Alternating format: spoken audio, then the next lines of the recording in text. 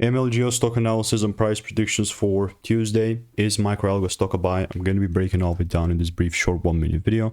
I am the only person in the stock trading space that has actually done 43,000 videos over 5 years and documented everything. So I've seen what's making me money and what is not, especially with MLGO, man. Like, here's the low, just like that. If I zoom out, yeah, it's not the most bullish thing ever, and honestly speaking, it's like quite bearish. Like, if the price does zoom up and gives me like a correction and a double break, then I'm obviously still more likely than I will take it lower. It's not that I'm like a bad guy or anything, it's just me sticking to the rules and my edge that I've tested over 5 years and the 43,000 videos.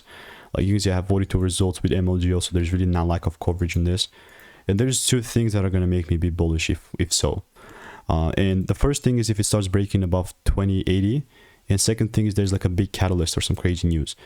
Other than that, this is just still purely bearish. So let me know what is your opinion on MLGO. If you want to get my money making emails and insights for free, just click the first link in the description, and I'll see you in the next one. Goodbye and enjoy.